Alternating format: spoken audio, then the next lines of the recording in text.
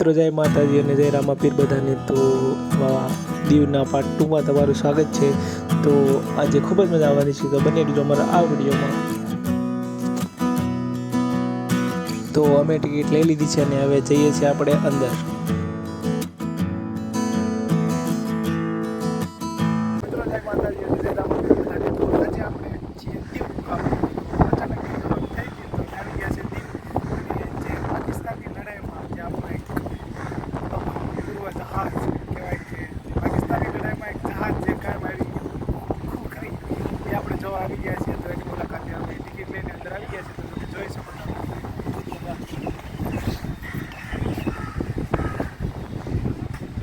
તો હવે આપણે એન્ટર થઈએ છીએ અંદર, તો જવા પડીએ છીએ। તો અહીંયાની ટિકિટ લેવા માટે ખાલી કાર્ડ પેમેન્ટ જ થાય છે, અહીંયા કેશ પેમેન્ટ કે યુપીઆઈ પેમેન્ટ થતું નથી। તો અહીંયા આવો ત્યારે ખાસ એ ધ્યાન રાખજો કે કાર્ડ પેમેન્ટ જ અહીંયા થાય છે।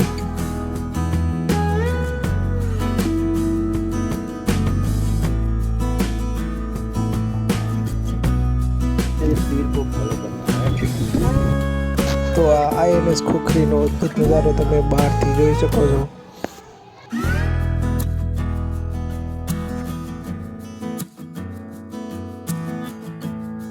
તો હવે આપણે એન્ટર થઈ ગયા છીએ અંદર। આઈએનએસ ખોખરીની હિસ્ટ્રી ટૂંકમાં કહીએ તો આઈએનએસ ખોખરી અને આઈએનએસ કૃપાણ આ બંને જહાજને પાકિસ્તાનના જહાજ હંગોરના દળ દ્વારા તોડી પાડવાની અફવા આપવામાં આવે છે, અને જ્યારે આઈએનએસ ખોખરી અને આઈએનએસ કૃપાણ પર પાકિસ્તાનના જહાજ દ્વારા સબમરીન દ્વારા જે ટોર્પિડો ફાયર કરી અને આપણા બંને જહાજને તોડવામાં આવે છે, અને જ્યારે આઈએનએસ ખોખરી પર ટોર્પિડો ફાયર થાય છે ત્યારે તેના ઓઇલ ટેન્ક પર લાગે છે અને આઈએનએસ ખોખરી જહાજ છે એ આખું સળગી જાય છે અને જળ સમાધિ એની થાય છે।